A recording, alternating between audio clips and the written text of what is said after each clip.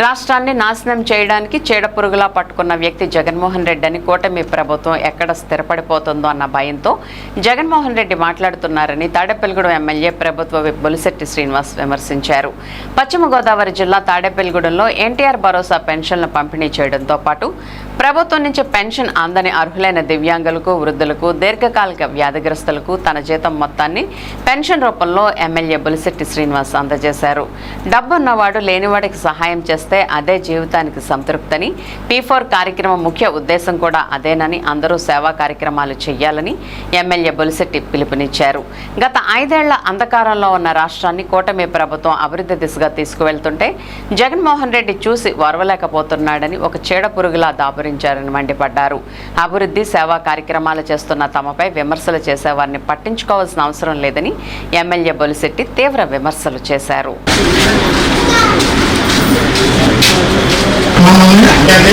చెప్తా ఉంటారు సాగు ప్రాబ్లంతో బాగా ప్రోగ్రామ్స్ అన్ని బాగా జరుగుతున్నాయి.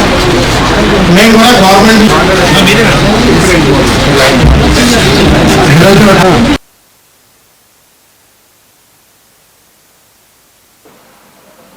తాడేపల్లిగూడెంలో పెన్షన్స్ ఇచ్చే కార్యక్రమాన్ని ప్రభుత్వం ఇచ్చిన దాంతోపాటుగా మన ప్రభుత్వం వచ్చిన తర్వాత కొత్తగా పెన్షన్లు ఇవ్వలేకపోయిన పరిస్థితుల్లో ఆర్థికంగా ఇబ్బందులు ఉన్నాం కాబట్టి చాలామంది నా దగ్గరికి వచ్చి చాలా ఇబ్బందులు పడుతున్న సమయంలో వికలాంగులందరికీ ముందు ఒక 60 మందికి మనం సొంతంగా పెన్షన్లు ఇస్తాం స్టార్ట్ చేసాం. అది ఎంతమంది ఉన్నా వికలాంగులు రియల్గా కష్టాల్లో ఉన్నా ఎవరైనా నిజంగా వృద్ధులుగా ఉండి వాళ్ళ నిరాశ్రయులైన వాళ్ళందరినీ ఆదుకునే విధంగా ఈ కార్యక్రమాలు చేపడుతూ ఉన్నాం. ఏదైతే ముఖ్యమంత్రి గారు అభివృద్ధితో పాటుగా అభివృద్ధికి P4 పెట్టమని చెప్పి ఆయన చెప్పడం జరిగింది. నేనేమంటానంటే సంక్షేమాన్ని కూడా ప్రజలను భాగస్వాములు చేసినప్పుడు ఖచ్చితంగా ప్రభుత్వానికి కొంత భారం తగ్గుద్దన్న ఆలోచనతో ముందుగా మనమే ఉండాలనే ఆలోచనతో ఈ కార్యక్రమాన్ని నేను 2 నెలల క్రితం స్టార్ట్ చేయడం జరిగింది. దీనికి కూడా ఇక్కడ ఫస్ట్ మనం ఇచ్చిన 2వ నెల నుంచి ఒక 50,000 రూపాయలని అందరూ కలిసి మేము కూడా ఇస్తాం మీతో పాటుని ఇవ్వడం, ఇంకా మరింత మందికి మనం పెన్షన్ ఇచ్చే దానికి అవకాశం కల్పించిన P4లో ఉన్న భాగస్తులందరినీ కూడా మనం కలెక్టర్ గారి దగ్గర గవర్నమెంట్ కూడా పంపిస్తూ ఉన్నాం. ఇవన్నీ ఎందుకంటే ప్రభుత్వం ఆర్థికంగా ఇబ్బంది పడినప్పుడు కూడా ప్రజలు ఎక్కడ ఇబ్బంది పడకూడదు, ఇటు అభివృద్ధిలో కానీ సంక్షేమంలో కానీ సమాంతరంగా పరిపాలన చేయాలని చెప్పడం కాదు, చేసి చూపించాలనే ఉద్దేశంతో ఈ కార్యక్రమం మనం చేపట్టాం.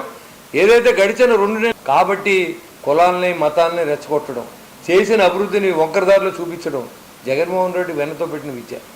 ఎందుకంటే అతని సొంత టీవీలు, సొంత ఛానల్స్, తండ్రి యొక్క అధికారాన్ని అడ్డం పెట్టుకుని లక్షల కోట్లు సంపాదించిన వ్యక్తి జగన్మోహన్ రెడ్డి.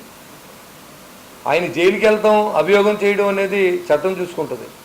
ఆయన ఈడీకి 40,000 కోట్ల రూపాయలు అటాచ్ చేసిన డబ్బులు ఎక్కడి నుంచి వచ్చినాయో జగన్మోహన్ రెడ్డి సమాధానం చెప్పాలి ఈ రాష్ట్రానికి.